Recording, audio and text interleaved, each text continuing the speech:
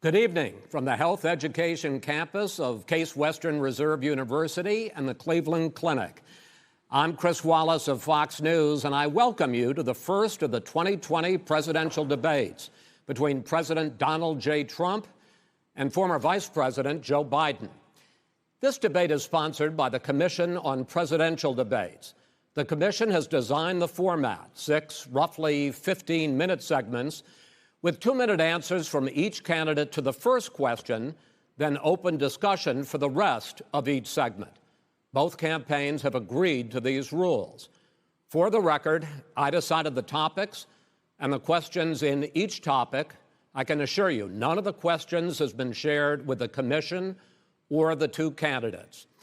This debate is being conducted under health and safety protocols designed by the Cleveland Clinic, which is serving as the health security advisor to the commission for all 4 debates. As a precaution, both campaigns have agreed the candidates will not shake hands at the beginning of tonight's debate. The audience here in the hall has promised to remain silent. No cheers, no boos or other interruptions, so we, and more importantly you, can focus on what the candidates have to say. No noise except right now, as we welcome the Republican nominee, President Trump, and the Democratic nominee, Vice President Biden.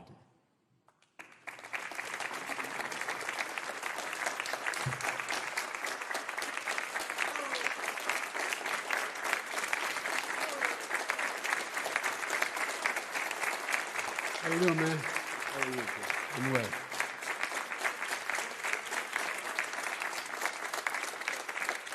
Gentlemen, a lot of people have been waiting for this night, so let's get going. Our first subject is the Supreme Court. President Trump, you nominated Amy Coney Barrett over the weekend to succeed the late Ruth Bader Ginsburg on the court. You say the Constitution is clear about your obligation and the Senate's to consider a nominee to the court. Vice President Biden, you say that this is an effort by the president and Republicans to jam through an appointment and what you call an abuse of power. My first question to both of you tonight, why are you right in the argument you make and your opponent wrong, and where do you think a Justice Barrett would take the court? President Trump, in this first segment, you go first, 2 minutes. Thank you very much, Chris. I will tell you very simply, we won the election. Elections have consequences. We have the Senate, we have the White House, and we have a phenomenal nominee, respected by all, top academic, good in every way, In fact, some of her biggest endorsers are very liberal people from Notre Dame and other places. So I think she's going to be fantastic. We have plenty of time, even if we did it after the election itself. I have a lot of time after the election, as you know. So I think that she will be outstanding. She's going to be as good as anybody that has served on that court. We really feel that. We have a professor at Notre Dame, highly respected by all, said she's the single greatest student he's ever had. He's been a professor for a long time at a great school. And we won the election, and therefore we have the right to choose her. And very few people knowingly would say otherwise. And by the way, the Democrats, they wouldn't even think about not doing it. If they had, the only difference is they'd try and do it faster. There's no way they would give it up. They had Merrick Garland, but the problem is they didn't have the election, so they were stopped. And probably that would happen in reverse also. Definitely would happen in reverse. So we won the election, and we have the right to do it, Chris. President Trump, thank you. Same question to you, Vice President Biden. You have 2 minutes. Well, first of all, thank you for doing this, and looking forward to this, Mr. President. Thank you, Joe. The American people have a right to have a say in who the Supreme Court nominee is. And that say occurs when they vote for United States senators and when they vote for the President of the United States. They're not going to get that chance now because we're in the middle of an election already. election has already started. Tens of thousands of people have already voted. And so the thing that should happen is we should wait. We should wait and see what the outcome of this election is, because that's the only way the American people get to express their view is by who they elect as president and who they elect as vice president. Now, what's at stake here is the president's made it clear he wants to get rid of the Affordable Care Act.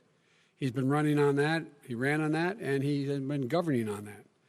He's in the Supreme Court right now trying to get rid of the Affordable Care Act, which will strip 20 million people from having insurance, health insurance now, if it goes into court.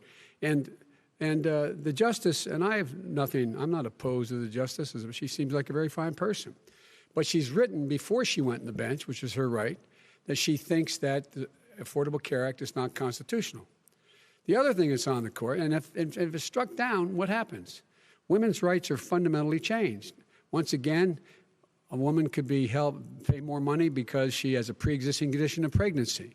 They were able to charge a woman more for the same exact procedure a man gets. And that ended when we, in fact, passed the Affordable Care Act. And there's 100 million people who have pre-existing conditions, and they'll be taken away as well. Those pre-existing conditions, the insurance companies are going to love this. And so it's just not appropriate to do this before this election.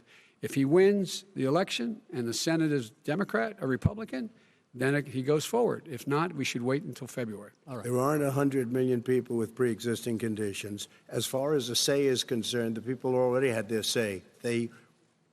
Okay, Justice Ginsburg said very powerfully, very strongly, at some point, 10 years ago or so, she said a president and the Senate is elected for a period of time, but a president's elected for 4 years. We're not elected for 3 years. I'm not elected for 3 years.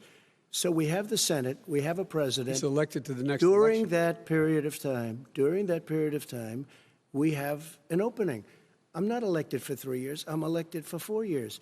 And the 100 million people, Joe, the 100 million people is totally wrong. I don't know where you got that number.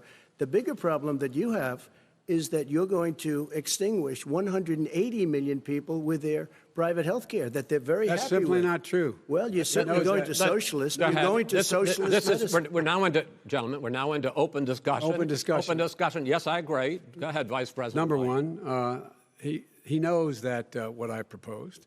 What I proposed is that we expand Obamacare and we increase it. We do not wipe any. And one of the big debates we had with 23 of my colleagues trying to win the nomination that I won were saying that Biden wanted to allow people to have private insurance still. They can. They do. They will under my proposal. It's not what you've said, but and it's not what your party has said. That is simply your party a lie. doesn't say it. Your party wants to go socialist medicine. My party is and me. socialist right healthcare. Now, I am and the they're going to dominate Party. you, Joe. You know that. I am the Democratic Party right now. The platform of the Not Democratic Party Harris. is what I, in fact, approved of. What I approved of. Now, here's the deal. The deal is that it's going to wipe out pre-existing conditions. And by the way, the 200,000 people that have died on his watch, how many of those have survived? Well, there's 7 million people that contracted COVID. What does it mean for them going forward if you strike down the Affordable Care Act? Joe, you've had 308,000 military people dying because you couldn't provide them proper health care in the military. So don't tell me about this. I'm happy to talk about this. And if you were here, Look, it wouldn't be 200. It would be 2 million people because you were very late on the draw. You didn't want me to ban China, which was heavily infected. You didn't want me to ban All right, gentlemen, Europe, which was heavily infected. You would have been much later, Joe. Mr. President, much later. Mr. President. You're talking about 2 million people. You're not President, able to as shut the him up. moderator, we are going to talk about COVID in the next segment, but go ahead. Let me finish. The point is that the president also is opposed to Roe v. Wade. That's on the ballot as well in the court. And so that's also at stake right now. And so the election is already You don't know it's begun. on the ballot. Why is it on the ballot? Because Why is it on the ballot? It's not on the ballot. It's on the ballot in the court. I don't think so. In the court. Well, there's nothing happening there. Donald, would you and just you don't be quiet know for a her minute? view on Roe v. Wade. You I don't know her view. Well, all right. Let's talk. We got a lot to unpack here, gentlemen. We got a lot of time. So, on health care, and then we'll come back to Roe v. Wade. All right. Mr. President, the Supreme Court will hear a case a week after the election in which the Trump administration, along with 18 state attorneys general, are seeking to overturn Obamacare, to end Obamacare. You have spent the last... Because they want to give good health care. If I may ask my question, sir. Good health care. Over the last 4 years, you have promised to repeal and replace Obamacare, but you have never in these 4 years come up with a plan, a comprehensive plan to replace Obamacare. Of course I have. Well, I got rid of the individual mandate. I'm going to give you an opportunity. I got rid of the individual mandate, which was a big chunk of Obamacare. That is absolutely a big thing. That was the worst part of Obamacare. Sir, Chris, that was the worst part of Obama. Let me ask my question. Well, I'll ask Joe. The individual mandate was the most unpopular aspect of Obamacare. I got rid of it. I'd like you and we will protect people with President, I'm the moderator of this conditions. debate, and I would like you to let me ask my question, and then you can answer your question. Go ahead.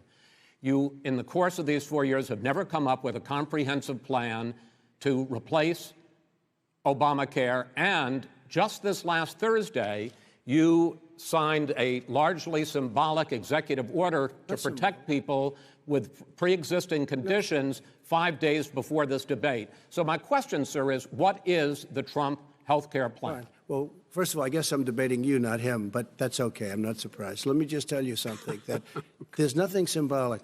I'm cutting drug prices. I'm going with favored nations, which no president has the courage to do because you're going against Big Pharma. Drug prices will be coming down 80 or 90%. You could have done it during your 47-year period in government, but you didn't do it. Nobody's done it. So we're cutting health care. All of the things that we've done, insulin. I give you an example, insulin. It was destroying families, destroying people. The cost, I'm getting it for so cheap.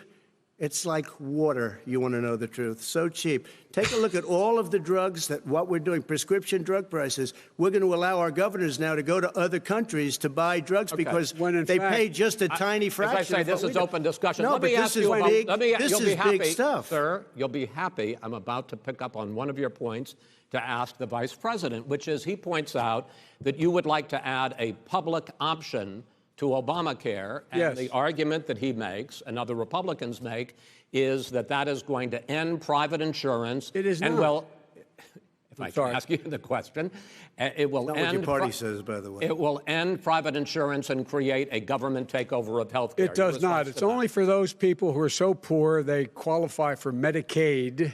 They can get that free in most states, except governors who want to deny people who are poor Medicaid. Anyone who qualifies for Medicare Medicaid would automatically be enrolled in the public option.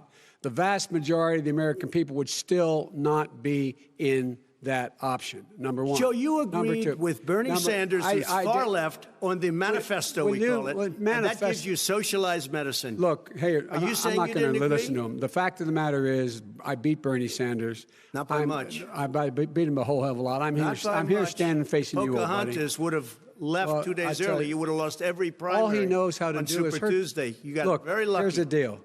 I got very lucky. I'm going to get very lucky tonight as well. And tonight I'm going to make sure, because here's the deal. Here's the deal. The fact is that everything he's saying so far is simply a lie. I'm not here to call out his lies. Everybody knows he's a liar. But you I just agree. want to make sure. Joe, you're the liar. I want to make sure. Graduated last in your class, not first in your class. I want to make sure. Mr. President, can you let him finish, sir? No, he doesn't know how to do that. He has, You'd be surprised. You picked You'd be surprised. the wrong guy, the wrong night at the wrong time. Listen, you agreed with Here's the Bernie deal. Sanders to the The manifesto. whole idea. Let him. There is no manifesto, number one. Please let him speak, Mr. Number President. two. You just lost the left. Number two. You just lost the left. You agreed with Bernie Sanders on a plan folks, that's absolutely agreed folks, do you have any and under that idea plan, what you have this clown's socialized, doing? They call it Mr. Medicare. Do you have any President. do? Socialized medicine. Mr. Well, President. I tell you what, he is not for any help for people needing health care. Because he, in fact, already has cost 10 million people their health care that they had from their employers because of his recession.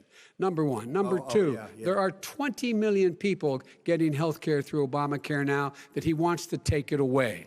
He won't ever look you in the eye and say that's what he wants to do. Take it away. No, I want to give them better health care at a much lower price because by the way, Obamacare he doesn't know how. good. He doesn't know how I've to do that. already fixed it. He has never I've offered already a plan. fixed it to an extent. He has never done a single as you might thing. know, but probably don't. Gentlemen, you realize if you're both speaking at the same time, and it's too expensive. let the president go ahead, sir. Obamacare is no good. We made it better, and I had a choice to make very early on. We took away the individual mandate. We guarantee pre-existing conditions, but took away the individual mandate. Listen, this is the way it is.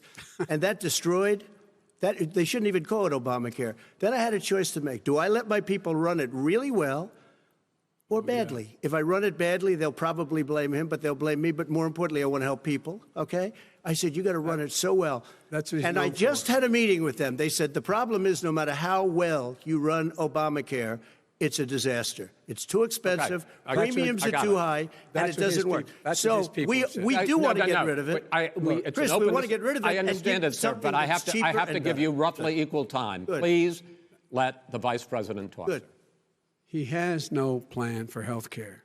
Of course we do. He sends out wishful thinking. He has executive orders that have no power. He hasn't lowered drug costs for anybody. He's been promising a health care plan since he got elected. He has none, like almost everything else he talks about. He does not have a plan. He doesn't have a plan. And the fact is, this man doesn't know what he's talking about. All right. I have one final question for you, sure. Mr. Vice President.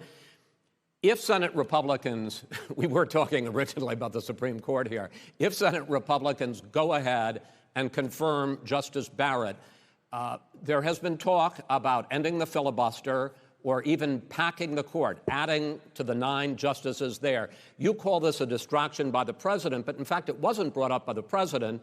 It was brought up by some of your Democratic colleagues in the Congress. So my question to you is, you have refused in the past to talk about it. Are you willing to tell the American people tonight whether or not you will support either ending the filibuster or packing the court? Whatever position I take on that, that'll become the issue. The issue is the American people should speak. You should go out and vote. You're in voting now. Vote and let your senators know how strongly you feel. Vote now. Are you going to pack the Make court? sure you, in fact, let people know you're a senator.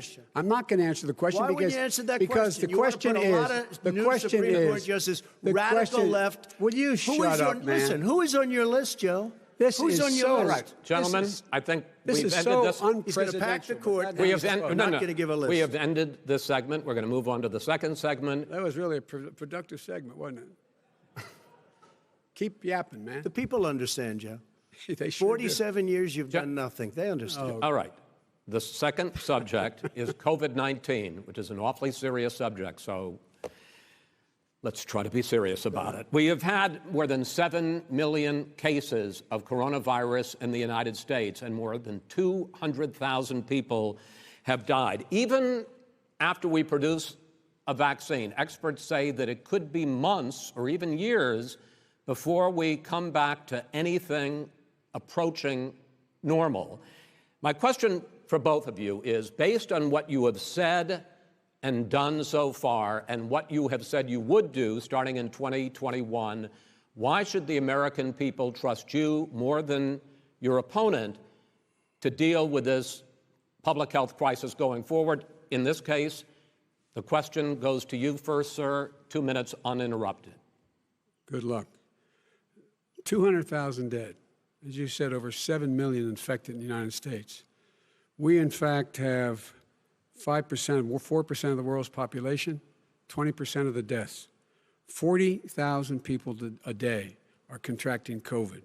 In addition to that, about between 750 and 1,000 people a day are dying.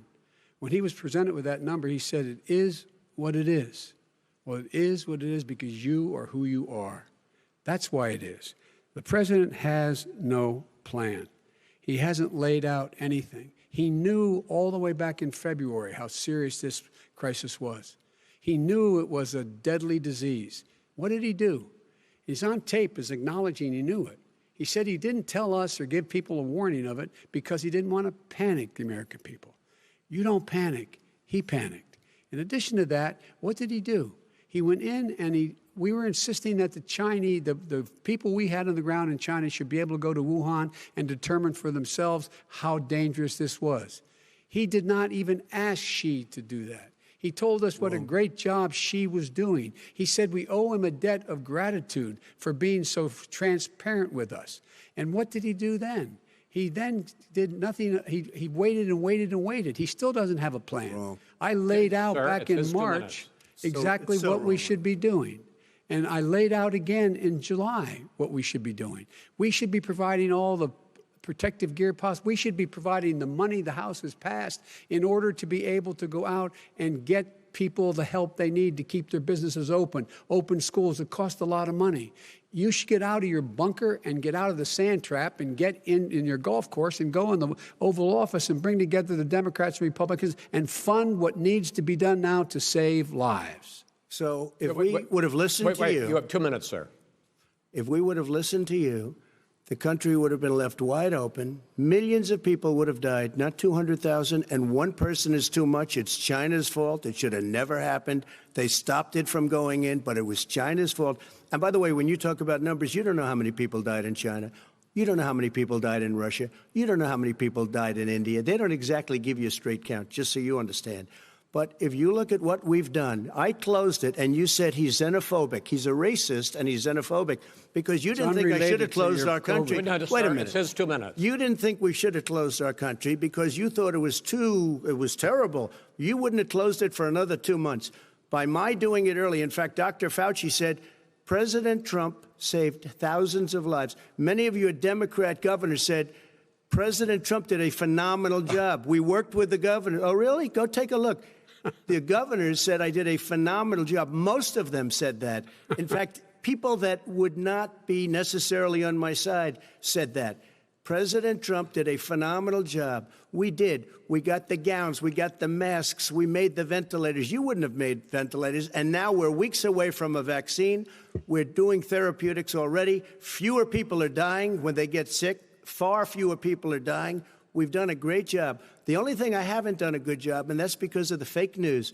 No matter what you say to them, they give you bad press on it. It's just fake news. They give you good press. They give me bad press because that's the way it is, unfortunately. But let me just tell you something. I don't care. I've gotten used to it. But I'll tell you, Joe, you could never have done the job that we did. You don't have it in your blood. You could have never done that job. I know how to do the job. I know how to get the job Well, you didn't do very well in swine flu.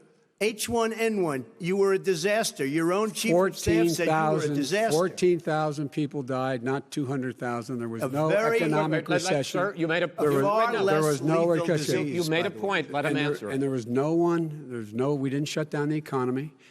This is his economy he shut down. The reason it's shut down is because, look, you folks at home, how many of you got up this morning and had an empty chair at the kitchen table because someone died of COVID? How many of you were in a situation where you lost your mom or dad and you couldn't even speak to them? You had a nurse holding a phone up so you could, in fact, say goodbye. You would have lost far more people. Far more people. And you would have been And by the way, his own CDC director says we could lose as many as another 200,000 people between now and the end of the year. And he said, if we just wear a mask, we can save half those numbers. Just a mask.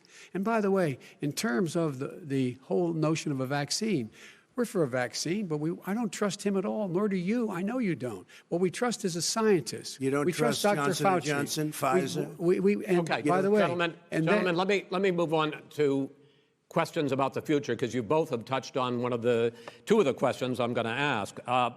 Focusing on the future first, President Trump, you have repeatedly either contradicted or been at odds with some of your government's own top scientists. The week before last, the head of the Centers for Disease Control, Dr. Redfield, said it would be summer before the vaccine would become generally available to the public. You said that he was confused and mistaken. Those were your two words.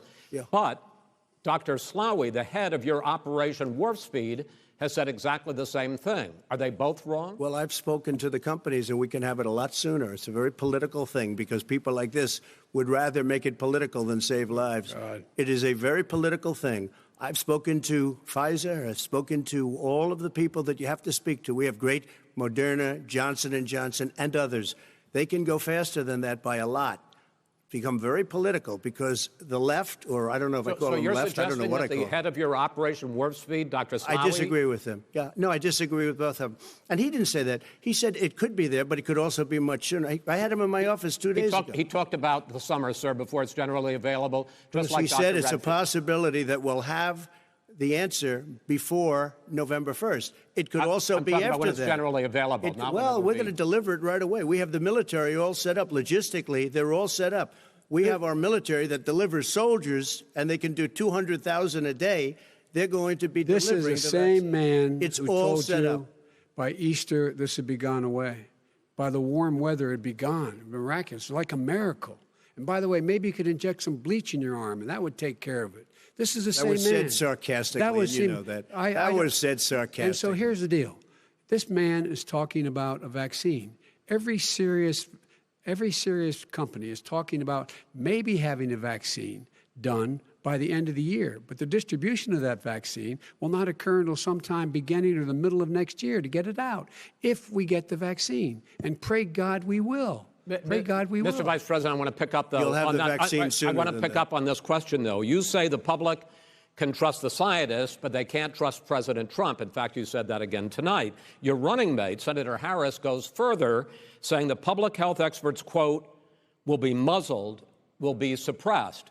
Given the fact that polls already show that people are concerned about the vaccine and are reluctant to take it, are you and your running mate, Senator Harris, contributing to that fear? No more than the question you just asked him. You pointed out. He puts pressure and disagrees with his own scientists. But you're saying Everybody you can't, knows. or Senator Harris is saying you can't trust the scientists. No, you can trust the scientists. She didn't say that. You can't trust She said the public health experts, quote, will be muzzled, will be suppressed. Well, that's what he's going to try to do. But there's millions of scientists, there's thousands of scientists out there, like here at this great hospital, that don't work for him. Their job doesn't depend on him. That's not, they're the people, and by the way. I spoke to the scientists that are in charge. By the way. They will have the vaccine very soon. Let him finish. Do you believe for a moment what he's telling you in light of all the lies he's told you about the whole issue relating to COVID? He still hasn't even acknowledged that he knew this was happening, knew how dangerous it was going to be back in February, and he didn't even tell you.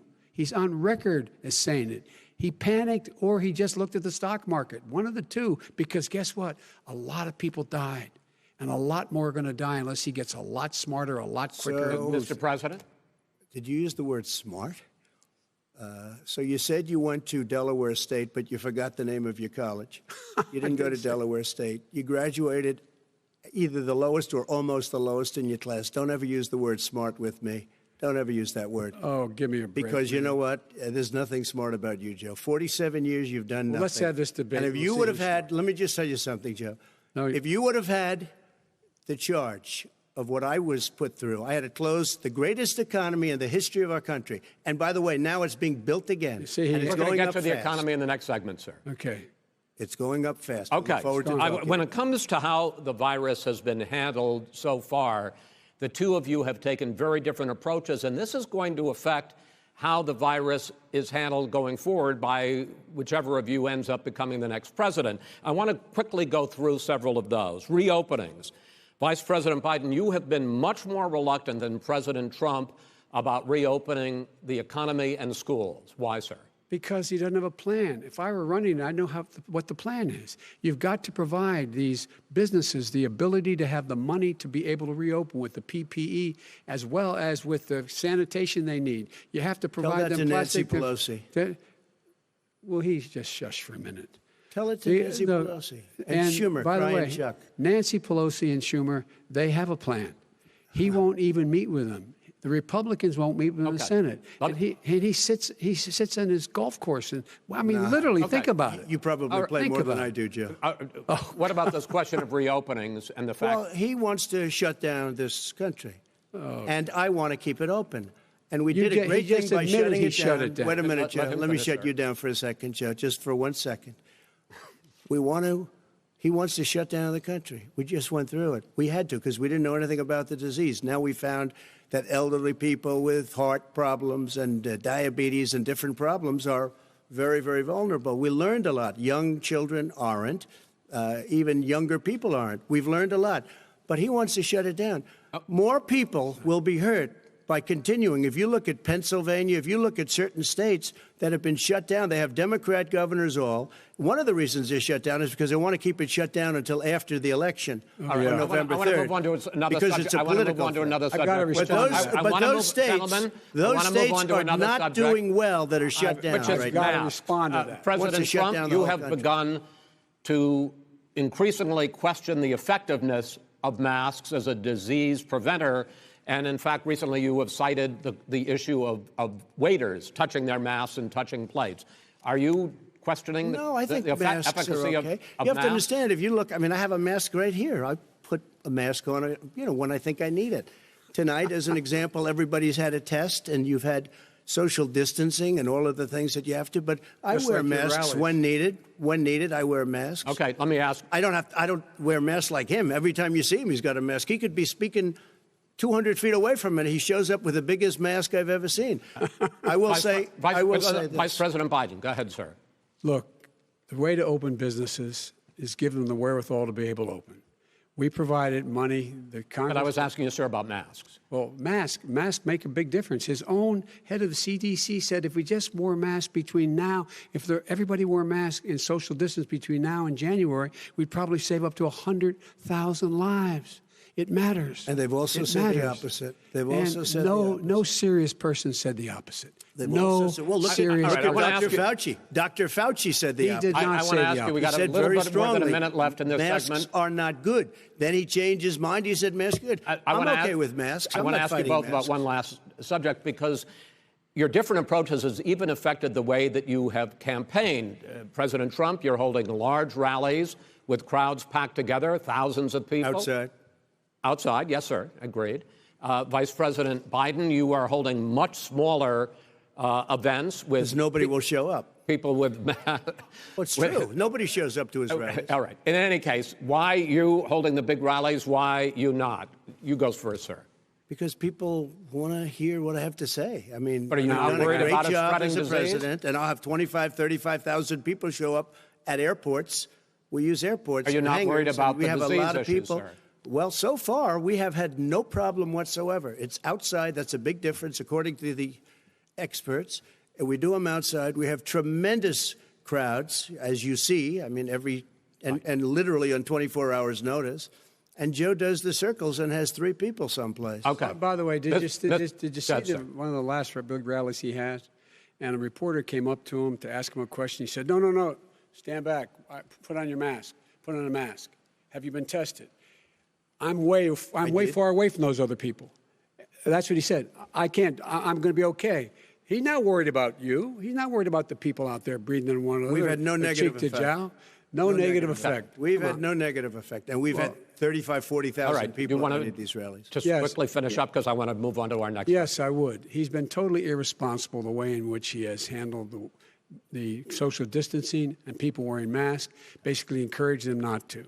All right. He's a fool on this. If you could get the crowds, you would have done the same thing. But you can't. Nobody cares. Gentlemen, can we move on to the cares. Gentlemen, can we move on to the economy? Yes. The economy is, I think it's fair to say, recovering faster than expected from the shutdown. Much faster. In the second quarter, the unemployment rate fell to 8.4% last month. The Federal Reserve says the hit to growth, which is going to be there, is not going to be nearly as big as they had expected. President Trump, you say we are in a V-shaped recovery. Vice President Biden, you say it's more of a K-shape.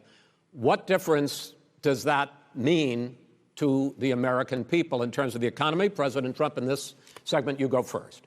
So we built the greatest economy in history. We closed it down because of the China plague. When the plague came in, we closed it down, which was very hard psychologically to do. He didn't think we should close it down, and he was wrong.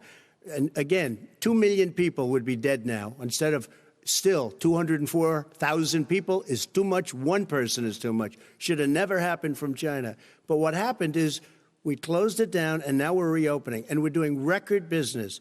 We had 10.4 million people in a 4-month period that we've put back into the workforce. That's a record the likes of which nobody's ever seen before. And he wants to close down he will shut it down again. He will destroy this country. You know, a lot of people, between drugs and alcohol and depression, when you start shutting it down, you take a look at what's happening in some of your Democrat-run states where they have these tough shutdowns. And I'm telling you, it's because they don't want to open it. One of them came out last week. You saw that.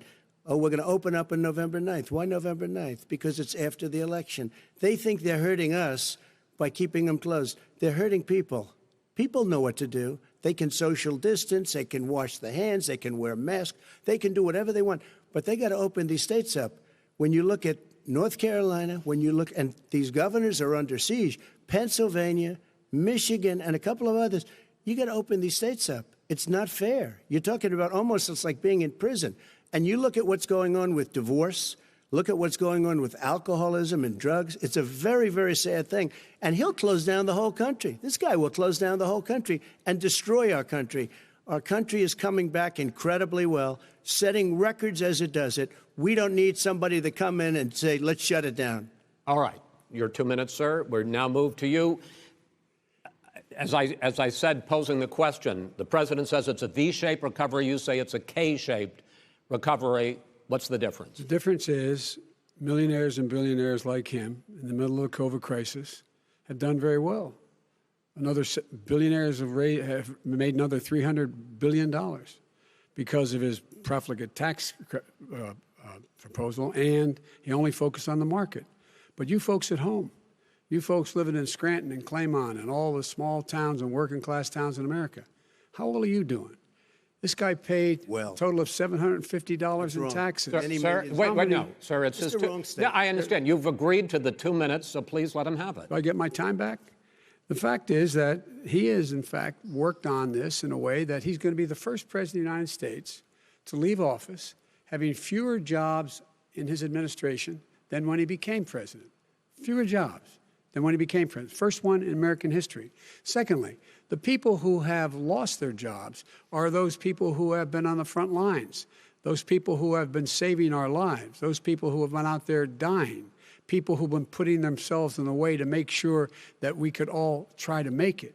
And the idea that he is insisting that we go forward and open when you have almost half the states in America with a significant increase in COVID deaths and COVID cases in the United States of America. And he wants to open it up more. Why does he want to open it up? Why doesn't he take care of the American? You can't fix the economy until you fix the COVID crisis. And he has no intention of doing anything about making it better for you all at home in terms of your health and your safety. Schools. Why aren't schools open? Because it costs a lot of money to open them safely. You know, they were going to give, his administration was going to give the teachers and school students masks. And then they decided, no, couldn't do that because it's not a national emergency. Not a national emergency. They've done nothing to help small businesses. Nothing. They're closing. 1 in 6 is now gone.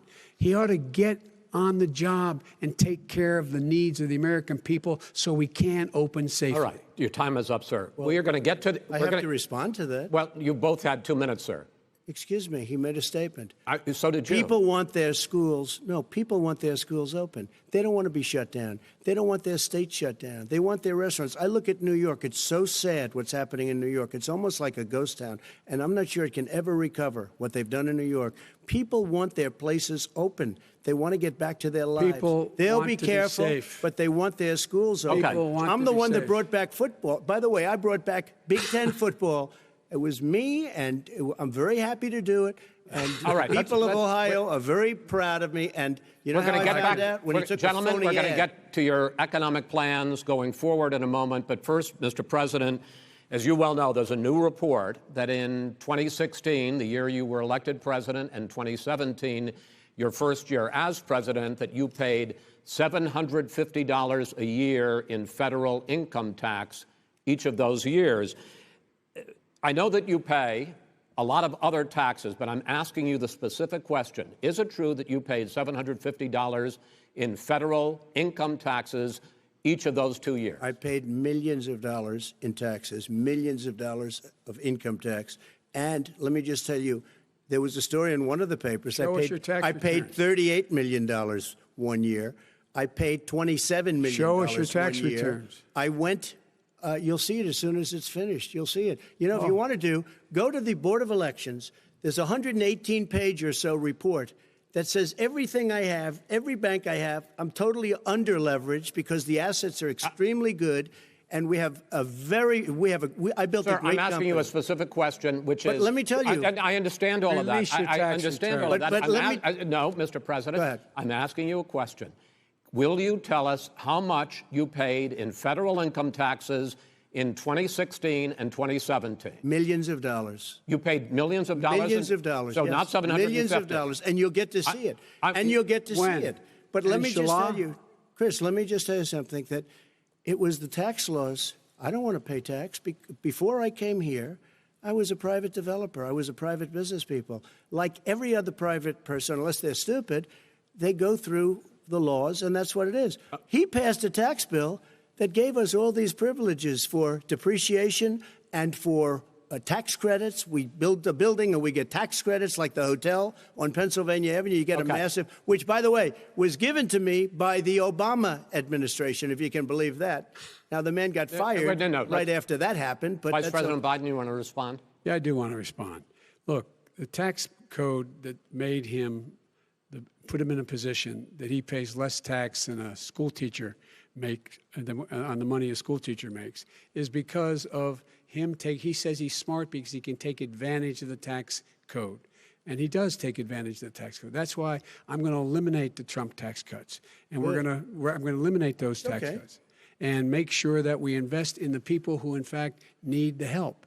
People out there need help. But why didn't you do it over the last 25 years? Because you weren't president. Because you weren't president screwing things up. You were a senator. And You're by the way, worst you were president America has ever had. Hey, Come Joe, on. let me just tell you, Joe. I've done more in 47 months. I've done more than you've done in 47 years, Joe. We've done things that you never even thought of doing, including fixing the broken military that you gave me, including taking care of your vets. Mr. President, we're talking about the economy. I'd like to ask you about your plans going forward because, Mr. Vice President, your economic plan, if you were to be elected president, focuses a lot on big government, big taxes, big spending. I want to focus first on the taxes. You propose more than $4 trillion over a decade in new taxes on individuals making more than $400,000 a year and on corporations. President Trump says that kind of an increase in taxes is going to hurt the economy as it's just coming out of a recession. Well, just take a look at what the analysis done by Wall Street firms. Points out that my economic plan would create 7 million more jobs than his in 4 years, number one. And number two, it would create an additional $1 trillion in economic growth because it would be about buying American. That we're going to make this federal government spend $600 billion a year on everything from ships to steel to buildings and the like. And under my proposal, we're going to make sure that every penny of that has to be made by a company. But respectfully, sir, I'm talking about taxes, not spending. By the way, I'm going to eliminate a significant number of the tax. I'm going to make the corporate tax 28%. It shouldn't be 21%. You have 91 companies, in the Fortune 500 who don't pay a single penny in tax, making billions of dollars. Why didn't you do it before when you were vice president with Obama? Because you, in fact, passed that. That was your tax proposal. I got it done. And you know what happened? Yeah, you got it done. Our economy boomed like it's never boomed the economy before. is busted. Mr. President, let me pick up on that. You would continue your free market approach, lower taxes, more deregulation, correct? Not lower taxes for the American people. Excuse me. But in Obama's, you talk about the economy booming, it turns out that in Obama's final 3 years as president, more jobs were created, 1.5 million more jobs than in the first 3 years of your presidency. They had the slowest recovery economic recovery since 1929. It was the slowest recovery. Also, they took over something that was down here. All you had to do is turn on the lights and you pick up a lot. But they had the slowest economic recovery since 1929. Let me tell you about the stock market. When the stock market goes up, that means jobs. It also means 401ks. if you got in, if you ever became president with your ideas, you want to terminate my taxes, I'll tell you what, you'll lose half of the companies that have poured in here will leave, and plenty of companies that are already here, they'll leave for other places. They will leave, and you will have a depression, the likes of which you've never seen. Look, we inherited the worst recession short of a depression in American history. I was asked to bring it back. We were able to have an economic recovery that created the jobs you're talking about. We handed him a booming economy. He blew it. It wasn't booming. Blew He blew it. It wasn't booming. It was the weakest recovery since 1929. Is it fair to say he blew it when fact, when there was record low unemployment before COVID? Yeah, but because what he did, even before COVID, manufacturing went in the hole. Manufacturing went in the hole. Excuse me, Chris. Wait. Number two. Chris. Number three. They said it would take. No, you were number two. No. Chris. They said it would take a miracle to bring back manufacturing. I brought back 700,000 jobs. They brought back nothing. They gave up on manufacturing. Part of my standard fare. I'm the guy that brought back the automobile industry. All right, let him. We brought back. I was asked to bring back Chrysler and General Motors. We brought them back right here in the state of Ohio and Michigan. He blew it. They're gone. He blew it. And in fact, they're going. Ohio had the best year it's ever had last year. Michigan had the best year they've ever had. That is not Many true. car companies came in from Germany, from Japan, went to Michigan, went to Ohio. They're not having that. And they didn't come in with you. Mr. Vice President, go ahead. And so you take a look at what he's actually done. He's done very little. His trade deals are the same way. He talks about these great trade deals. You know, he talks about the art of the deal. China's perfected the art of the steal. We have a higher deficit with China now than we did before. We have the highest trade deficit with Mexico. China ate your lunch, down 18%. China ate your lunch, Joe. And no wonder your son goes in and he takes out billions of dollars, to manage. He makes millions of dollars. And also, while we're at it, why is it, just out of curiosity, the mayor of Moscow's wife gave your son $3.5 million. What did he do to deserve it? What did he do with Burisma to deserve $183,000? You've asked your question, let him answer. None of that is true. Oh, really? He didn't get $3.5 million? Mr. President, Mr. President, please. Totally discredited. Totally discredited. And by the way, well, wait, he didn't get $3.5 million, Joe? Mr. Vice, he got $3.5 million. That is not true. Oh, really? Mr. President, it's an open discussion, please. Now, it's a fact. Well, you have raised an issue. Let the Vice President answer. Discredited. Did Burisma pay him $183,000 a month with no experience in energy? Mr. President, my son did nothing wrong at Burisma. I think he did. Mr. President, let him answer. He doesn't want to let me answer because he knows I have the truth. His position has been totally, thoroughly discredited. By who? The media? By everybody. Well, by the media, by our allies, by the World Bank, by everyone has discredited. Matter of fact, even the people who testified under oath. So let me ask you this, Joe. No, go ahead, Mr. I'm listening to you. He got $3.5 million from Moscow. He testified under oath in his administration, said, I did my job and I did it very well. Oh, really? I did it I'd honorably. like to know who they are. Well, I'll give you the list of the people who testified. No, go ahead, sir. Sure, you've already fired most of them because they did a good job. Some people don't do a good job. With you, go ahead. Wait a minute. You get the final word, Mr. Well, it's hard to get any word in with this clown. Excuse me. Hey, let me just say, Joe. No. I'm Mr. President. $3.5 million, Joe. That is simply Why did he deserve $3.5 million from Moscow? Look, here's the deal.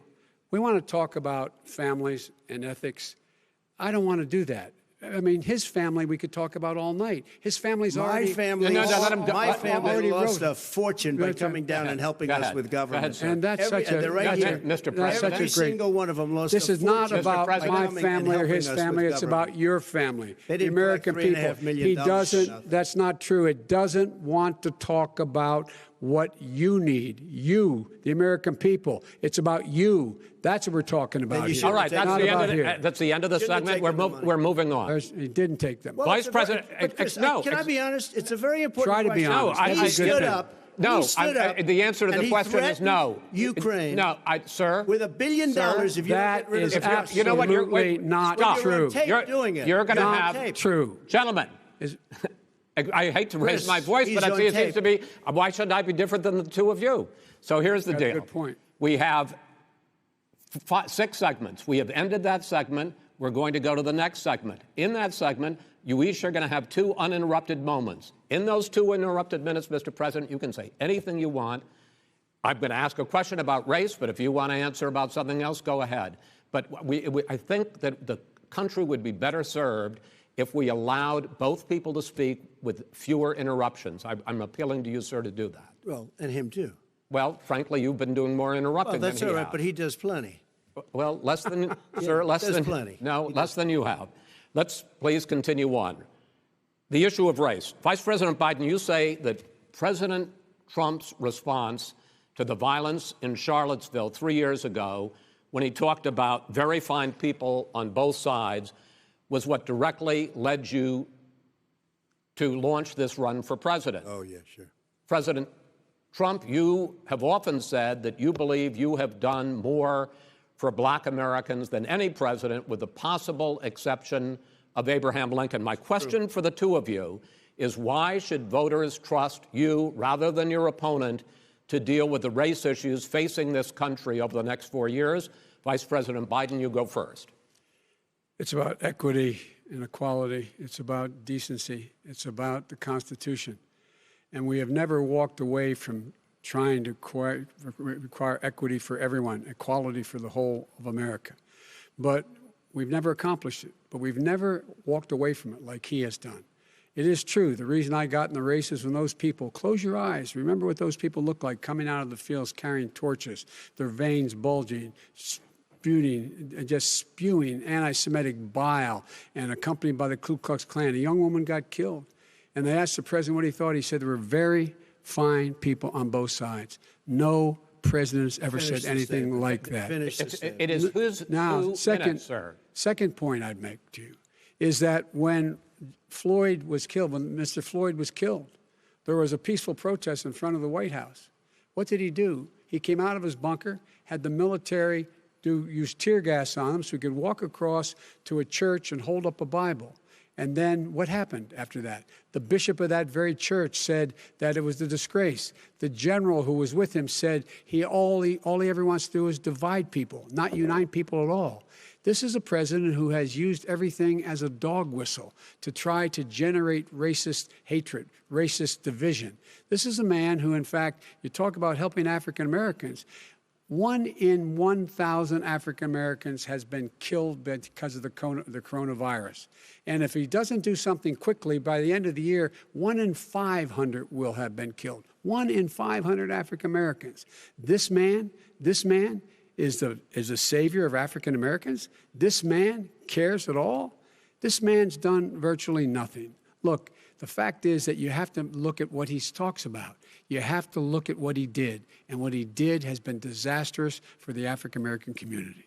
So, President Trump, you have 2 minutes. Why should Americans trust you over your opponent to deal with racism? he did a crime bill, 1994, where you call them super predators, African Americans, the super predators, and they've never forgotten it. They've never forgotten it, Joe. No, sir, it's his 2 minutes. So you did that, and they call you a super predator, and I'm letting people out of jail now that you have treated the African American population community, you have treated the black community about as bad as anybody in this country. You did the 1990, and that's why, if you look at the polls, I'm doing better than any Republican has done in a long time, because they saw what you did. You call them super predators, and you've called them worse than that, because you look back at your testimony over the years, you've called them a lot worse than that. As far as the church is concerned, and as far as the generals are concerned, we just got the support of 250 military leaders and generals, total support. Law enforcement, almost every law enforcement group in the United States. I have Florida, I have Texas, I have Ohio, I have Portland. The sheriff just came out today and he said, I support President Trump. I don't think you have any law enforcement. You can't even say the word law enforcement, because if you say those words, you're going to lose all of your radical left supporters. And why aren't you saying those words, Joe? Why don't you say the words law enforcement? Because you know what? If they called us in Portland, we would put out that fire in a half an hour, but they won't do it because they're run by radical left Democrats. If you look at Chicago, if you look at any place you want to look, Seattle, They heard we were coming in the following day, and they put up their hands, and we got back Seattle. Minneapolis, we got it back, Joe, because we believe in law and order, but you don't. The top 10 cities and just about the top 40 cities are run by Democrats and in many cases radical left. And they've got you wrapped around their finger, Joe, to a point where you don't want to say anything about law and order. And I'll tell you what, the people of this country want and demand law and order, and you're afraid to even say it. All right. I want to return to the question of race. Vice President Biden, after the grand jury in the Breonna Taylor case decided not to charge any of the police with homicide, you said it raises the question, quote, whether justice could be equally applied in America. Do you believe that there is a separate but unequal system of justice for blacks in this country? Yes, there is. There's systemic injustice in this country, in education and work and in law enforcement and the way in which it's enforced. But look, the vast majority of police officers are good, decent, honorable men and women. They risk their lives every day to take care of us. But there are some bad apples. And when they occur, when they find them, they have to be sorted out. They have to be held accountable. They have to be held accountable. And what I'm going to do as President of the United States is call together an entire group of people at the White House, well, everything from the civil rights groups to the police officers, to the police chiefs, and we're going to work this out. We're going to work this out so we change the way in which we have more transparency in when these things happen. These cops aren't happy to see what happened to George Floyd. These cops aren't happy to see what happened to Breonna Taylor. Most don't like it. But we have to have a system where people are held accountable. And by the way, violence in response is never appropriate. Never appropriate. Peaceful protest is. Violence is never appropriate. All right. What is peaceful protest? When they run through the middle of the town and burn down your stores and kill people all over the place, that and you is say not peaceful protest? President Trump, No, it's I'm not asking. but you say it is. President Trump, I'd like to continue with the issue of race. Please. I promise we're going to get to the issue of law and order in a moment. Fine. This month, your administration directed federal agencies to end racial sensitivity training that addresses white privilege or critical race theory. Why did you decide to do that, to end racial sensitivity training? And do you believe that there is systemic racism in this country, sir? I ended it because it's racist. I ended it because a lot of people were complaining that they were asked to do things that were absolutely insane, that it was a radical revolution that was taking place in our military, in our schools, all over the place, and you know it, and so does everybody else. And he would know. What is radical about racial sensitivity training, sir? If you were a certain person, you had no status in life. It was sort of a reversal. And if you look at the people, we were paying people hundreds of thousands of dollars to teach very bad ideas and, frankly, very sick ideas. And really, they were teaching people to hate our country. And I'm not going to do that. I'm not going to allow that to happen. We have to go back to the core values of this country. They were teaching people that our country is a horrible place, it's a racist place, and they were teaching people to hate our country. And I'm not going to allow that to happen. Vice President Biden? Nobody's doing that. He's the racist. You just don't know. Here's the deal. I know a lot more about this than he does. Let him finish. The fact is that there is racial insensitivity. People have to be made aware of what other people feel like, what insults them, what is demeaning to them. It's important that people know they don't want to. Many people don't want to hurt other people's feelings, but it makes a big difference. It makes a gigantic difference in the way a child is able to grow up and have a sense of self-esteem. It's a little bit like how this guy and his friends look down on so many people. They look down their nose on people like Irish Catholics like me and grew up in Scranton. They look down on people who don't have money. They look down on people who are of a different faith. They look down on people who are a different color. In fact, we're all Americans. The only way we're going to bring this country together is bring everybody together. There's nothing we cannot do if we do it together. We can take this on and we can defeat racism in America. President Trump, sir. During the Obama-Biden administration, there was tremendous division.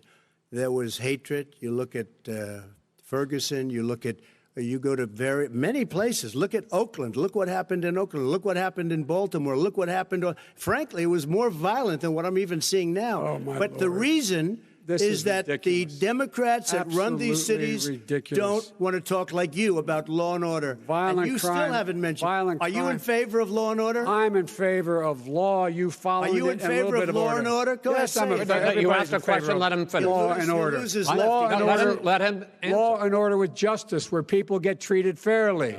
And the fact of the matter is, violent crime went down 17%, 15% in our administration. All right. It's gone up on his watch. Went down much more in ours. All right, we're now. is president of Mr. the President, United you're going States to. of America. China, we Mr. were President, breaking every record in the Mr. book. President, you're going to be very happy because we're now going to talk about law and order. Places we had trouble were Democratic-run cities. That's and exactly cities- my question. Democratic- There has been a dramatic increase in homicides in America this summer, particularly, and you often blame that on Democratic mayors and Democratic governors, but in fact, there have been equivalent spikes in Republican-led cities like Tulsa and Fort Worth. So the question is this really a party issue? I think it's a party issue. You can bring in a couple of examples, but if you look at Chicago, what's going on in Chicago, where 53 people were shot and 8 died shot. If you look at New York, where it's going up like nobody's ever seen anything, the numbers are going up 100, 150, 200%. Crime. It is cities. crazy what's going on. And he doesn't want to say law and order because he can't, because he'll lose his radical left supporters. And once he does that, it's over with. But if he ever got to run this country and they ran it the way he would want to run it, we would have our suburbs would be gone. By the way, our suburbs would be gone, and you would see problems like you've He never would seen. know a suburb unless he took a wrong turn. Oh, I know suburbs. He would not. So much I was better. raised. Go ahead. I was, Wait a minute. I was So much raised in the suburbs. This is not 1950. All these dog whistles on racism don't work anymore. Suburbs are by and large integrated. There's many people today driving their kids to soccer practice and/or to black and white and Hispanic in the same car as there have been any time in the past. What really is a threat to the suburbs and their safety is his failure to deal with COVID. They're dying in the suburbs. His failure to deal with the environment. They're being flooded. They're being burned out because his refusal to do anything. That's why the suburbs are in trouble. I do want to talk about this issue of law and order, though. And in the joint recommendation that came from the Biden-Bernie Sanders task force, you talked about, quote, reimagining policing. First of all, what does reimagining policing mean, and do you support? It means. Let me, if I might finish the question. What does reimagining policing mean, and do you support the Black Lives Matter call for community control of policing? Look, what I support is the police having the opportunity to deal with the problems they face. And I'm totally opposed to defunding the police offices. As a matter of fact, local police, the only one defunding it, his budget calls for a $400 million cut in local law enforcement assistance. They need more assistance. They need, when they show up for a 9/11 call, to have someone with them as a psychologist or psychiatrist to keep them from having to use force and be able to talk people down. We have to have community policing like we had before, where the officers get to know the people in the communities. That's when crime went down. It didn't go up, it went down. And so we have to be engaged. That's not what they're talking about, Chris. That's not what they're talking about. He's talking about defunding the police. That is not true. He doesn't have any law support. Look, he has no law enforcement that's support. Not true. Almost that's nothing. Look. Oh, really? Who do you have? Name one group that supports you. Name one group that came out and supported you. Go ahead. Think. We have time. We don't have time to do anything. Think All right. Name one law enforcement group that came out and supported you. Gentlemen, I think I'm going to take back the moderator's I don't role, think there are any. and I want to get to another subject, which is the issue of protests in many cities that have turned violent. In Portland, Oregon, especially, we had more than 100 straight days of protests, which I think you would agree. You talk about peaceful protests. Many of those turned into riots. Mr. Vice President, you say that people who commit crimes should be held accountable. The question I have, though, is, as the Democratic nominee, and earlier tonight you said that you are the Democratic Party right now, have you ever called the Democratic mayor of Portland or the Democratic governor of Oregon and said, hey, you got to stop this, bring in the National Guard, do whatever it takes, but you stop the days and months of violence in Portland? I don't hold public office now. I am a former vice president. I've made it clear in my public statements that the violence should be prosecuted. It should be prosecuted, and anyone who commits it But should you've be never prosecuted. called for the people, He's never the said leader. that. Excuse me, sir. You have never called for the leaders in Portland and in Oregon to bring in the National Guard and knock off 100 days of riots. They can, in fact, take care of it if he just stay out of the way. Look here. Oh, really? Really? Here's the thing. I sent in the U.S. Marshals to get the killer of the young man in the middle of the street. They shot him, and for 3 days, President Trump, Portland wouldn't do anything. I had to send in the U.S. Marshals. They took care of business. Go ahead, sir. And by the way, his own former spokesperson said, riots and chaos and violence help his cause. That's what this is all about. I don't know who said that. I do. Who? I think Kellyanne Conway. I don't think she said that. She said that. And so here's the all right. But here's the point. Go ahead, the point sir. is that that's what he keeps trying to rile everything up. He doesn't want to calm things down. Instead of going in and talking to people and saying, let's get everybody together, figure out how to deal with this. What's he do? He just pours gasoline in the fire constantly, every single solitary time. And to end this, button up this segment, I'm going to give you a minute to answer, sir. You have repeatedly criticized. Wait, I have to answer his statement. No, you have His repeatedly. statement. Wait, you have just 1 No, second. you've been talking back You made and a forth. statement. I'm asking you. I would love to end it. Sir. I would love to end it. And if we would you want to very switch seats. We would very quickly. We could do that, but I'd send in the National Guard. It would be over. There'd be no problem. Okay, but they don't want to accept the National Guard. You have repeatedly criticized the vice president for not specifically calling out Antifa and other left-wing extremist groups. But are you willing tonight to condemn white supremacists and militia groups and to say that they need to stand down and not add to the violence in a number of these cities, as we saw in Kenosha and as we've seen in Portland? Sure, are you I'm prepared willing to do specifically that, but do it? Well, go ahead, sir. I would say almost everything I see is from the left wing, not from the right wing. So what are you saying? I'm willing to do anything. I want to see peace. Then do it, sir. Say it. Do it. Say it. Do you want to call him? What do you want to call him? Give me a name. Give me a White name. supremacists and Who would right you like me to condemn? White supremacists and right Proud militia. Boys, stand back and stand by. But I'll tell you what.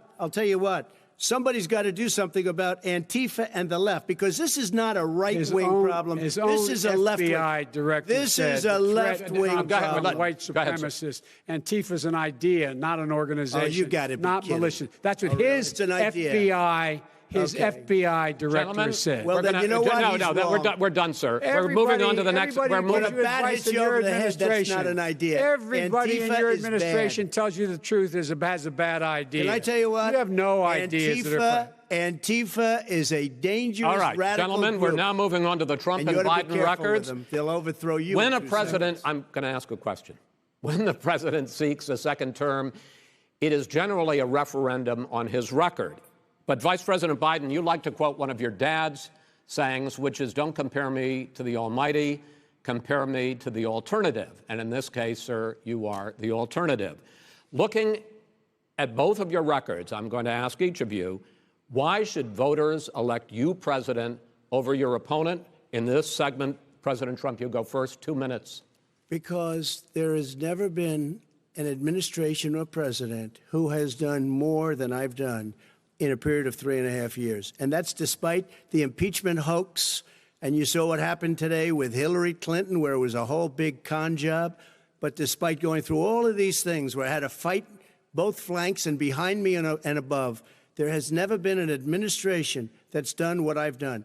The greatest, before COVID came in, the greatest economy in history, lowest unemployment numbers. Everything was good. Everything was going. And by the way, there was unity going to happen. People were calling me for the first time in years. They were calling and they were saying, it's time maybe. And then what happened? We got hit, but now we're building it back up again. A rebuilding of the military, including Space Force and all of the other things. A fixing of the VA, which was a mess under him. 308,000 people died because they didn't have proper health care. It was a mess. And we now got a 91% approval rating at the VA, our vets. We take care of our vets. But we've rebuilt our military. The job that we've done, and I'll tell you something, some people say maybe the most important. By the end of the first term, I'll have approximately 300 federal judges and Court of Appeals judges, 300, and hopefully 3 great Supreme Court justices. That is a record, the likes of which very few people, and you know one of the reasons I'll have so many judges, because President Obama and him left me 128 judges to fill. When you leave office, you don't leave any judges. That's like you just don't do that. They left 128 openings, and if I were a member of his party, because they have a little different philosophy, I'd say if you left us 128 openings, you can't be a good president, you can't be a good vice president. But I want to thank you because it gives us almost, it'll probably be above that number by the end of this term. 300 judges. It's a record. Looking at both your records, why should voters elect you president as opposed to President Trump? You have 2 minutes uninterrupted. Under this president, we become weaker, sicker, poorer, more divided, and more violent. When I was vice president, we inherited a recession. I was asked to fix it. I did. We left him a booming economy, and he caused a recession. With regard to being weaker, the fact is that I've gone head-to-head with Putin and made it clear to him we're not going to take any of his stuff. He's Putin's puppy. He still refuses to even say anything to Putin about the bounty on the heads of American soldiers. Your son got $3.5 million. And by the way, my son... Wait a minute. Mr. President, your campaign agreed to both sides would get 2-minute answers uninterrupted. Well, your side agreed to it, and why don't you observe what your campaign agreed to as a ground rule, okay, sir? He never keeps his word. Can you add No, back I'm not asking. That was a rhetorical question. Can you Go add ahead, back sir. 30 seconds? Yeah, Because- yes, okay. you may have. All right. Go ahead. So, thirdly, we're poor. The billionaires have gotten much more wealthy by a tune of over $300 to $400 billion more just since COVID. You in the home, you got less. You're in more trouble than you were before. In terms of being more violent, when we were in office, there were 15% less violence in America than there is today. He's president of the United States. It's on his watch. And with regard to more divided, the nation can't stay divided. We can't be this way. And speaking of my son, the way you talk about the military, the way you talk about them being losers and being and just being suckers. My son was in Iraq. He spent a year there. He got the Bronze Star. He got the Conspicuous Service Medal. He was not a loser. He was a patriot, and the people left behind there were heroes. Really? And I resent. Are you talking about Hunter? Are you talking about Hunter? I'm talking about my son, Beau Biden. You're talking about. I don't know Beau. I know Hunter. Yeah, Hunter got thrown out of the military. He was thrown out, dishonorably discharged. That's not true. He wasn't dishonorably. Cocaine use. And he didn't have a job until you became vice president. Once you became vice president, he made a fortune in Ukraine, in China, in Moscow, that is simply and various not other places. True. He made a fortune. My son. And he didn't have a job. My son, like a lot of people we know at home, had a drug problem. He's overtaken it. He's fixed it. He's worked on it, and I'm proud of him. But why was he given tens of millions of dollars? But he wasn't given tens of millions of dollars. That is totally discredited. We've already been totally discredited. We've already been through this. I think the American people would rather hear about more substantial subjects. Well, you know, as the moderator, sir, I'm going to make a judgment call here. Gets $3.5 million from the mayor of Moscow. Let's talk about not true. Gentlemen, that report is totally discredited. Mitt Romney on that committee said it wasn't worth taxpayers' money, that report. It was written for political reasons. You know, I'd like to talk about climate change. So would I. Okay. The forest fires in the West are raging now. They have burned millions of acres. They have displaced hundreds of thousands of people. When state officials there blame the fires on climate change, Mr. President, you said, I don't think the science knows. Over your 4 years, you have pulled the U.S. out of the Paris Climate Accord. You have rolled back a number of Obama environmental records. What do you believe about the science of climate change? And what will you do in the next 4 years to confront it? I want crystal clean water and air. I want beautiful, clean air. We have now the lowest carbon. If you look at our numbers right now, we are doing phenomenally. But I haven't destroyed our businesses. Our businesses aren't put out of commission. If you look at the Paris Accord, it was a disaster from our standpoint. And people are actually very happy about what's going on because our businesses are doing well. As far as the fires are concerned, you need forest management in addition to everything else. the forest floors are loaded up with trees, dead trees that are years old, and they're like tinder, and leaves and everything else. You drop a cigarette in there, the whole forest burns down. You've got to have forest management. What do you You've got to have cuts. What do you believe about the science of climate change, sir? I believe that we have to do everything we can to have immaculate air, immaculate water, and do whatever else we can that's good. You know, we're planting 1 billion trees, the Billion Tree Project, and it's very exciting. You believe for a lot of people. that human pollution, greenhouse gas emissions contributes to the global warming of this planet? I think a lot of things do, but I think to an extent, yes. But I also think we have to do better management of our forests. Every year, I get the call, California's burning. California's burning. If that was cleaned, if you had forest management, good forest management, you wouldn't be getting those calls. You know, in Europe, they have forest cities. They're called forest cities. They maintain their forests. They manage their forests. I was with the head of a major country. It's a forest city. He said, sir, we have trees that are far more, they ignite much easier than California. There shouldn't be that problem. I spoke with the governor about it. I'm getting along very well with the governor. But I said, you know, at some point, you can't every year have hundreds of thousands of acres of land just burned to the ground. But, sir, that's burning down because of a lack of management. But, sir, if you believe in the science of climate change, why have you rolled back the Obama Clean Power Plan, which limited carbon emissions in power plants? Why have you relaxed? Because it was driving energy prices through the sky. Why have you relaxed fuel economy standards that are going to create more pollution from cars and trucks? Well, not really, because what's happening is the car is much less expensive and it's a much safer car, and you're talking about a tiny difference. And then what would happen, because of the cost of the car, you would have at least double and triple the number of cars purchased. We have the old slugs out there that are 10, 12 years old. If you did that, the car would be safer. It would be much cheaper by $3,500. In the case of California, they've simply ignored No, but you would take a lot of cars rollback off the market because people would be able to afford a car. Now, and by the way, we're going to see how that turns out. But a lot of people agree with me, many people. The car has gotten so expensive because they have computers all over the place for an extra little bit of gasoline. And I'm okay with electric cars, too. I think I'm all for electric cars. I've given big incentives for electric cars. But what they've done in California is just crazy. Right. Vice President Biden, I'd like you to respond to the president's climate change record, but I also want to ask you about a concern. You proposed $2 trillion in green jobs. You talk about new limits, not abolishing, but new limits on fracking, ending the use of fossil fuels to generate electricity by 2035, and zero net emission of greenhouse gases by 2050. The president says a lot of these things would tank the economy and cost millions of jobs. He's absolutely wrong, number one. Number two, if in fact, during our administration, the Recovery Act, I was in charge, able to bring down the cost of renewable energy to cheaper than or as cheap as coal and gas and oil.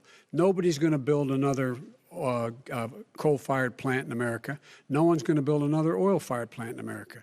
They're going to move to renewable energy, number one.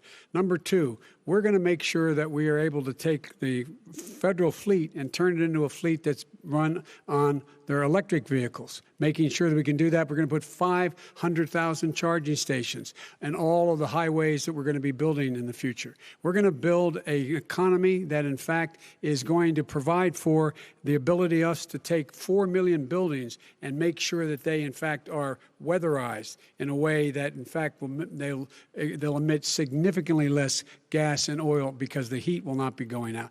There's so many things that we can do now to create thousands and thousands of jobs. We can get to net zero in terms of energy production by 2035.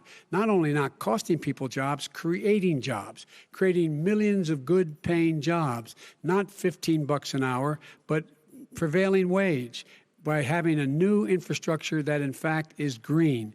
And the first thing I will do, I will rejoin the Paris Accord. I will join the Paris Accord because with us out of it, look what's happening. It's all falling apart. And talk about someone who has no relationship with foreign policy.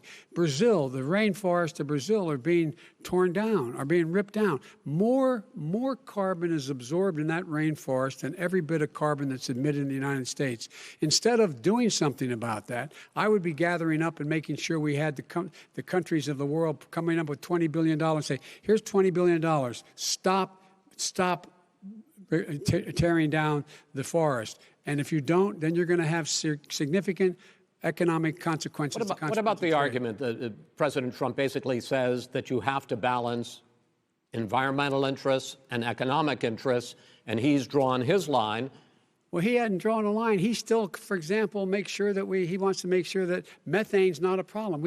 You can now emit more methane without it being a problem. Methane. Right. This is a guy who says that you don't have to have mileage standards for automobiles that exist now. This is a guy who says that, well, the fact is, it's all true. And here's the deal. He's talking about the Green New Deal, and it's not $2 billion or $20 billion, as you said. It's $100 trillion. I'm talking about where they want to rip down buildings and rebuild the building. No, it's the dumbest, most ridiculous. Where airplanes are out of business, where two-car systems are out, where they want to take out the cows too. That's not true either, right? This is a $100 trillion. Look, that's more money than our country could make in 100 years if we're not going. The case. All right, let me destroy our because I country. actually wait a minute, sir. I actually have studied your plan, and it includes upgrading 4 million buildings, weatherizing 2 million homes over 4 years, building 1.5 million energy-efficient homes. So the question becomes: the president is saying, I think some people who support the president would say that sounds like it's going to cost a lot of money and hurt the economy. What it's going to do is going to create thousands and millions of jobs, good-paying jobs. Let him finish, sir. He doesn't know how to do that. $100 billion. The fact is, it's going to create millions of good-paying jobs, and the incentives for people to weatherize, which he wants to get rid of. It's going to make the economy much safer. Look how much we're paying now to deal with the hurricanes. By the way, he has an answer for hurricanes. He said maybe we should drop a nuclear weapon on them. They may. I never said that. That's at all. He did say. You made it up. And here's the deal. You make up a we are going to be in a position where we can create hard, good jobs by making sure the environment is clean and we all are in better shape. We spend billions of dollars now, on floods, hurricanes, rising seas. We're in real trouble. Look what's happened just in the Midwest with these storms that come through and wipe out entire sections and counties in Iowa. They didn't happen before. They're because of global warming. We make up 15% of the world's problem.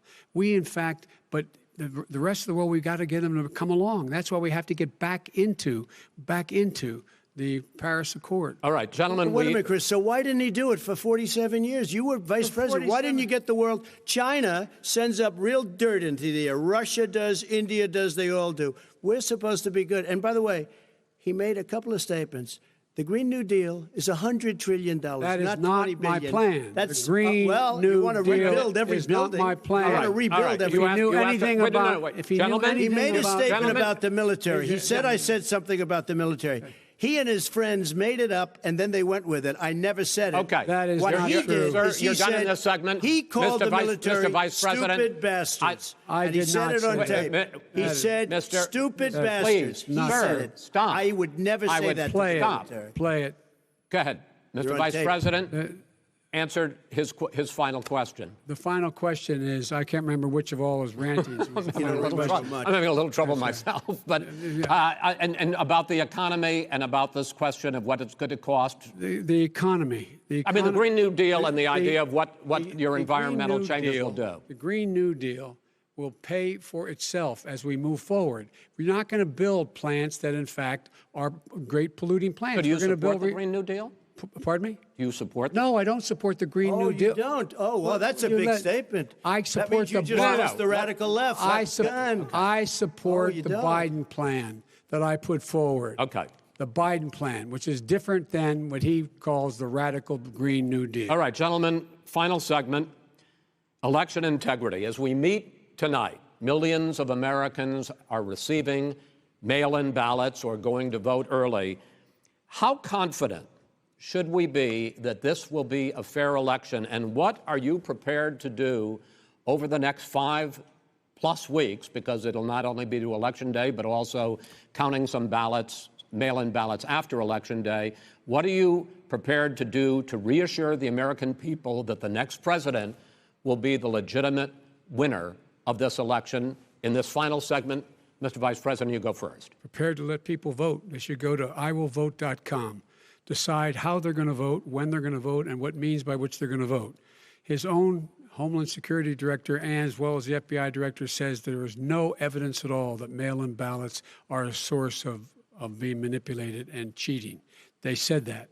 The fact is that there are going to be millions of people because of COVID that are going to be voting by mail-in ballots, like he does, by the way. He sits behind the Resolute desk and sends his ballot to Florida, number one. Number two, we're going to make sure that those people who want to vote in person are able to vote, because enough poll watchers are there to make sure they can socially distance. The polls are open on time, and the polls stay open until the votes are counted. And this is all about trying to dissuade people from voting, because he's trying to scare people into thinking that it's not going to be legitimate. Show up and vote. You will determine the outcome of this election. Vote, vote, vote. If you're able to vote early in your state, vote early. If you're able to vote in person, vote in person. Vote whatever way is the best way for you, because he cannot stop you from being able to determine the outcome of this election. And in terms of whether or not, when the votes are counted, and they're all counted, that will be accepted. If I win, that will be accepted. If I lose, that'll be accepted. But by the way, if in fact he says he's not sure what he's going to accept, well, let me tell you something. It doesn't matter, because if we get the votes, it's going to be all over. He's going to go. He can't stay in power. It won't happen. It won't happen. So vote. Just make sure you understand you have it in your control to determine what this country is going to look like the next 4 years. Is it going to change, or you get 4 more years of these lies? Mr. President, 2 minutes. So when I listened to Joe talking about a transition, there's been no transition from when I won. I won that election. And if you look at crooked Hillary Clinton, if you look at all of the different people, there was no transition, because they came after me trying to do a coup. They came after me spying on my campaign. They started from the day I won, and even before I won, from the day I came down the escalator with our First Lady. They were a disaster. They were a disgrace to our country. And we've caught them. We've caught them all. We've got it all on tape. We've caught them all. And by the way, you gave the idea for the Logan Act against General Flynn. You better take a look at that, because we caught you in a sense. And President Obama was sitting in the office. He knew about it, too. So don't tell me about a free transition. As far as the ballots are concerned, it's a disaster. A solicited ballot, okay, solicited is okay. You're soliciting, you're asking, they send it back, you send it back. I did that. If you have an unsolicited, they're sending millions of ballots all over the country. There's fraud. They found them in creeks. They found some with the name Trump, just happened to have the name Trump just the other day in a waste paper basket. They're being sent all over the place. They sent 2 in a Democrat area. They sent out 1,000 ballots. Everybody got 2 ballots. This is going to be a fraud like you've never seen. The other thing, it's nice on November 3rd, you're watching and you see who won the election. And I think we're going to do well, because people are really happy with the job we've done. But you know what? We won't know. We might not know for months, because these ballots are going to be all over. Take a look at what happened in Manhattan. Take a look at what happened in New Jersey. Take a look at what happened in Virginia and other places. They're not losing 2%, 1%, which, by the way, is too much. An election could be won or lost with that. They're losing 30 and 40%. It's a fraud, and it's a shame. And can you imagine where they say you have to have your ballot in by November 10th? November 10th. That means that's 7 days after the election, in theory, should have been announced. Okay. We have major states with that. Sir, all run by Democrats. 2 minutes is 2 minutes. All run by Democrats. It's President Trump, it's a rigged election. You're going to be able to continue.